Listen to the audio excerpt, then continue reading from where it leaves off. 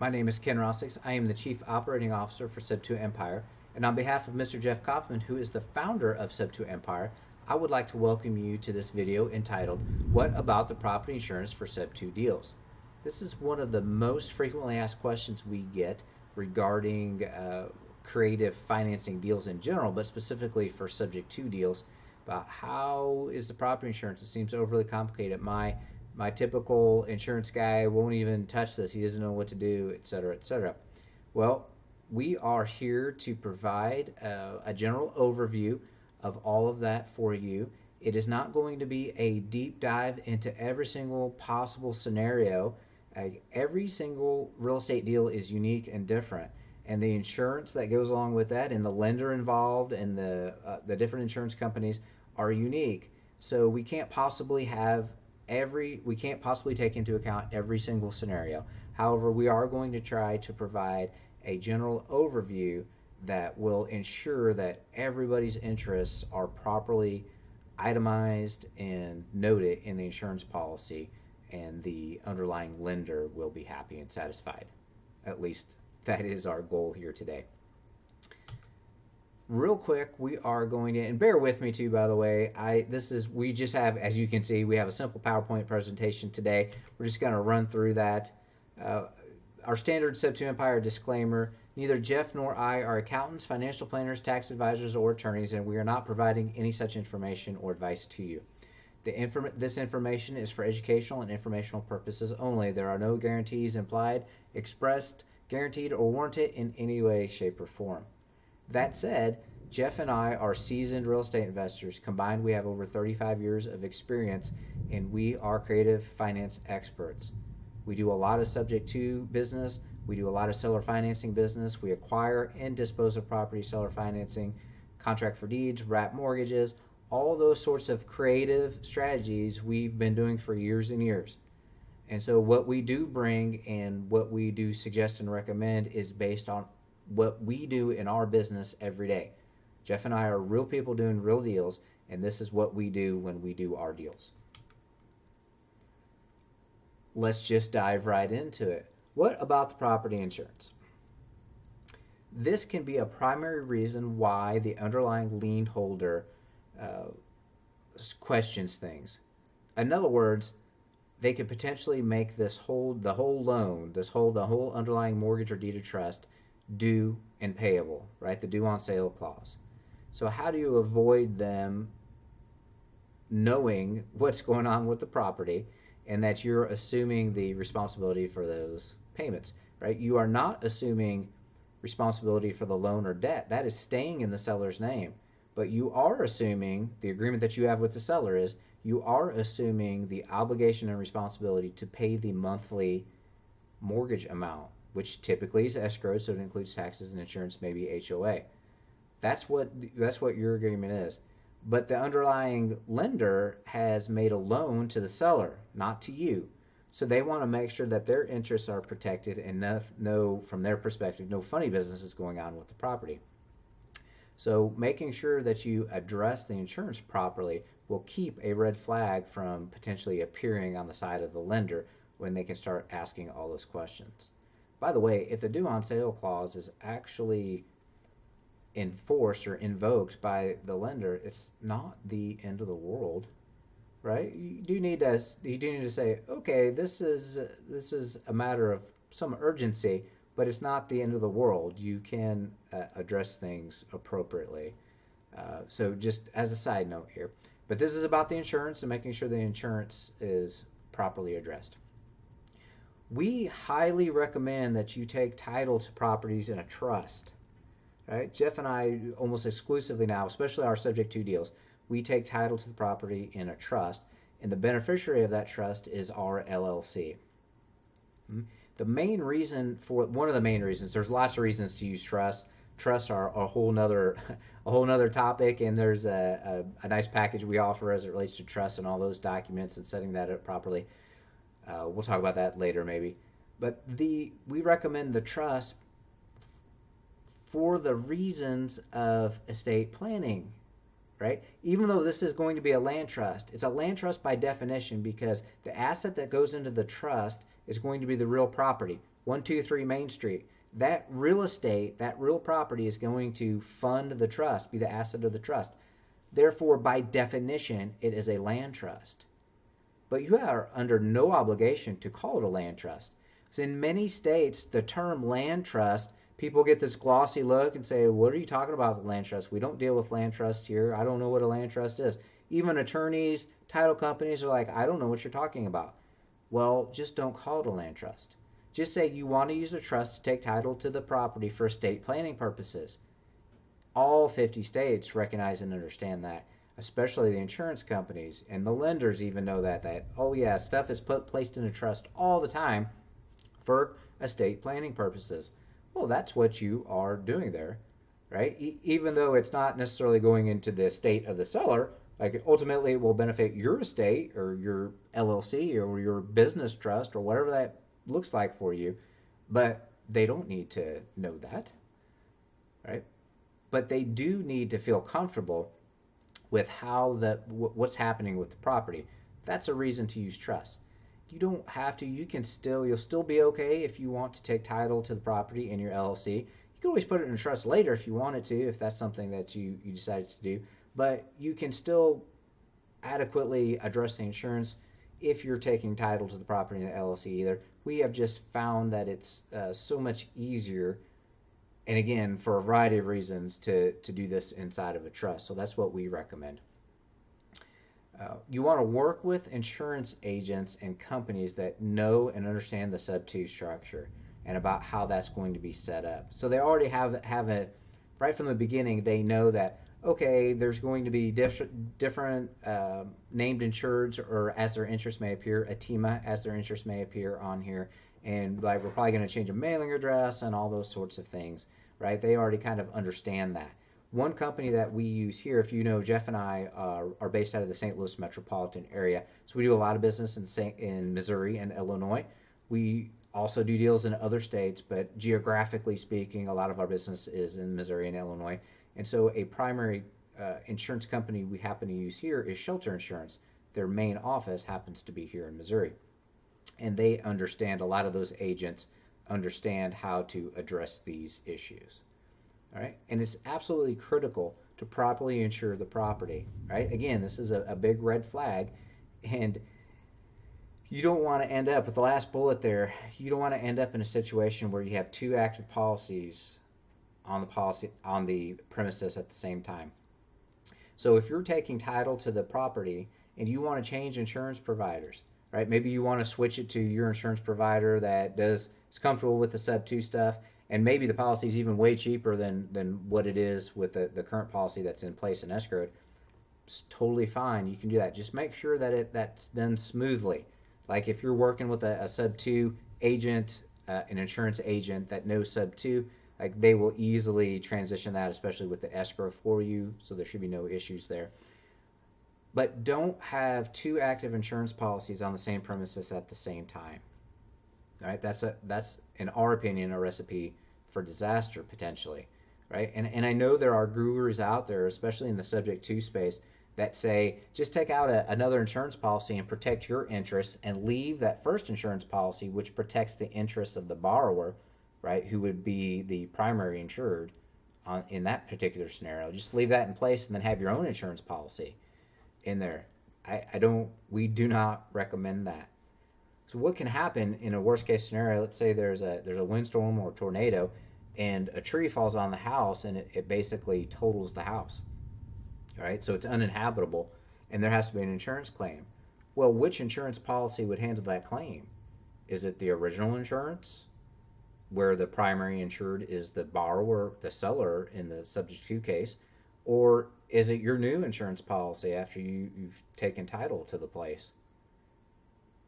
Well, I can tell you that that's going to be a major problem. And in fact, the insurance companies will probably say that's fraudulent to have two different companies with two different named insureds and all that, and they won't pay out anything. Or they'll point the fingers at each other and saying it's the responsibility of insurance company A, and insurance company A will say it's the responsibility of insurance company B. And in the meantime, you are out of luck as it relates to getting any payment or claim resolved. So do not, right? Do not, for that reason alone, do not have two active insurance policies on the same premises. Get it switched correctly and make sure that everyone's interests are protected in one insurance policy. All right, just a little more. So what should that look like? What is that sub 2 insurance structure look like? So this, well, we're going to get to specific examples where I've actually copied from the declaration pages of the different policies, and both examples will be from Shelter Insurance. As I mentioned here, we do a lot of business with them as they understand the subject to situation. So just in bullet point format here, as you can see, the primary insured is your LLC or it's the trust and trustee, right? So it's 123 Main Street Trust with Ken Rossix as trustee, as the primary insured, or it's your LLC, ABC LLC, right? One of those two things. You have to make sure that the underlying lien holder, the mortgagee, right? It's a U.S. Bank, it's Bank of America, it's Wells Fargo, whoever it is listed as a loss payee. And different companies list this different ways. Sometimes they use the term loss payee. Sometimes they use the term first mortgagee. Sometimes it's just mortgagee. Sometimes it's lien holder. Whatever it is, make sure that they're listed on there properly, right? And they also have the loan number, that identifying loan number associated with it there. And just a little tip here. Maybe it's not, just as an aside here, you see the parentheses there. I thought I'd just throw this little tidbit in. If this is, say, a free and clear property and you are getting direct financing from the seller, in other words, you're going to create your own note and lien with the seller directly. There's no subject to in this particular case. What you would then do is list that seller, Mary and John Smith, as the primary loss payee or first mortgagee, right? It's because they now have a lien to protect and needs to be paid out if there was a loss. There was a fire, there was a tree that fell on the property, whatever the case may be from a claim. Okay. The underlying loan borrower, who's the seller in a subject to deal, right? This is the seller to you in a subject to deal, but the underlying loan borrowers need to be named as additional insureds, okay? Because the lender wants to see the borrower name on there, right? So they need to make sure that they're on there as additional insureds. And if you happen to be using a trust, then the beneficiary or beneficiaries, maybe you have more than one, but the beneficiary of the trust is best listed as a TEMA as their interest may appear. I mentioned that just a minute ago. Sometimes, though, the insurance provider or maybe even your agent would prefer that gets listed as an additional insured, or they say, well, we just list that as an additional insured. That's okay too. It's best practice to have it be a TEMA, because the more additional insureds that you have sitting on the policy, and the lender sees this, remember the lender, right, the escrow portion of the lending thing will get this insurance declaration page, and so they may see it and they say, well, what's the deal with all these additional insureds, and start asking questions. But if you can get that in there as a TEMA somewhere else, because that's listed kind of differently, so if it is a TEMA, right, it won't be as clear to the lender that there are various people now attached, various people that have interest in this property now. Okay, again, it's not a major issue, but you want to keep that declaration page as clean as you can. That's a goal. You want it as clean as you can when the lender gets their copy, so that they don't ask questions that they don't need to be asking. Okay. All right. Now, here is just a couple of examples. Let me see if I can move myself here so you can get a little better view of all of that. And this is the actual, I just copied and pasted some of these. This is from an actual declaration page. You can see it's with Shelter Insurance, as I previously mentioned. And this was for a particular policy that's in a trust, right? Both these examples are in trust. As I mentioned, Jeff and I primarily do all our sub-2 business inside trusts now. So I didn't really have a good just straight LLC example anymore. We don't really have any properties in that situation anymore. So the named insured then is me. I happen to be the trustee of this trust, and so it's me individually and as trustee for the name of the trust. This was the blacked out area. There was the street name. So this is the 123 Main Street Revocable Trust dated April 23rd, 2023, right? The beneficiary of this trust is a business, an LLC. That is this first additional insured right here. This particular shelter agent, remember, shelter has different agents. This particular agent wanted to list the beneficiary as an additional insured, not as their interest may appear. Interestingly enough, the next example you'll see it the other way. So it just so happens to be that that's how it is on here. The first mortgagee, this is the lost payee. This is the underlying lien holder. That is Freedom Mortgage. And you can see the additional insurance. This is the original borrowers that have that Freedom Mortgage loan. That is, and their first names were Joseph and Mindy. Okay, and so they are protected. So the lender wants to see their name on there.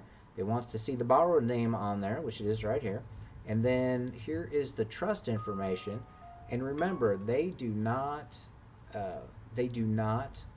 really. There are no real red flags when you have trust for estate planning purposes, right? Now this other additional insured, as I mentioned on here, they could say, well, who's this Creative Real Estate Group? What's the deal with that? And you could just easily say, well, they happen to be part beneficiary on the trust, or they're related to operating the trust, or they're a director of a trust, or just whatever that information is that they're associated with the trust. And usually that ends any potential questions, if there happen to be any. We don't really have any questions related to this most of the time, so it's not been an issue. All right, the next example again is going to be from Shelter Insurance. This is a little bit more recent of example. This happens to be a property that we recently closed. We helped a nice lady out of pre-foreclosure, and we went ahead and changed the insurance policy. The main reason we changed the insurance policy here was not necessarily because we wanted to switch it to shelter. Like, Jeff and I are experienced enough that we can usually get any insurance policy with the existing insurance provider addressed and updated the way we want. Sometimes we can't, but most of the time we can. But in this particular case, we want to go ahead and switch it because the premiums were just so much lower. Holy cow. Holy cow. So we saved a bunch of money by switching it to shelter. That's another thing that happens sometimes too, that you'll find, is that the insurance rates are just, especially if there's been something in place for years and years, and they just don't really pay attention very much anymore to that insurance renewal because the escrow pays it. I mean, they might notice their escrow goes up, but they don't really pay that close attention to it. So now these costs, these insurance costs, just kind of keep rising without them paying attention to it, without the owner, the seller paying attention to that. But anyway, that's a primary reason why we reset this one. In this particular case, Jeff is the trustee, and you can see this is that's the street address, the 123 Main Street Revocable Family Trust, right? Dated June 12th, 2024. So that is now the named insured. I'm going to go down here. You can see the additional insured. This one's blacked out. This was the borrower on the loan. This was the lost payee. This happens to be a Mr. Cooper mortgage. It's lost payee, first mortgagee is Mr. Cooper, and the loan borrower is here. So that's what they want to see. And just as a note, right, just tossing another note here, like pro tip, if you happen to, so now this is acquiring the property. So this is what your insurance policy looks like when you acquire the property. If you happen to dispose of or sell the property to a new end buyer, and let's say you do that on an agreement for deed, so now you've created a installment payment, a loan on an installment payment inside the agreement for deed. What you can do then, and that's over the top, right? That's still subject to this original mortgage. But what you can do now is you can list yourself, your LLC, as a second mortgagee or as an additional loss payee on here. Just a tidbit, just noted that there too. Not to confuse things, but just throwing that out there as a tidbit. Here you can see that, again, the LLC that's beneficiary of this trust happens to be Creative Real Estate Group. Notice that it is not an additional insured on this particular example. It is listed here, and this is just additional endorsements. The additional endorsement is as their interest may appear. So this is the TEMA part. It doesn't say Atima. Many times it does say, it actually uses the initials ATIMA on there too, but Shelter does not do that. But this is as our interest may appear. So this is the beneficiary of the trust. And notice how much cleaner, I just put that on there. If you were just looking at the declaration page, like you wouldn't even notice that. Really, I just happened to make sure that I cut that piece out. So from the lender's perspective, they're going to look at these three primary sections. Who are the insureds? Who are the additional insureds? And are we listed properly as the first mortgagee, right? As the first lien holder. And so look how clean that is on this particular one. Okay. We now then are going to wrap this video up. Again, this was designed to be more of a general overview about where to make sure everyone's interests appear on the insurance, whether you're using an LLC or trust. And we just want to note a couple of other Sub2 Empire products that we have here, actually three, right? So we have two different coaching programs. We have the apprentice program. It's our entry level and our affordable coaching. So take a look at our website, sub2empire.com, to learn more about that. It's $35 a month, $35 a month for coaching. So take a look at that and see what that has to offer. And then if you want to upgrade that, like our premier mentorship level program is called the Creative Finance Academy.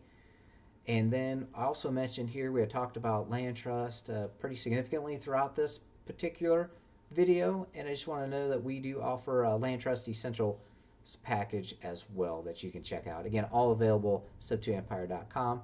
And I appreciate taking that little plug there for some other products and information that we have. And thanks for your attention as we went through Sub2 Insurance.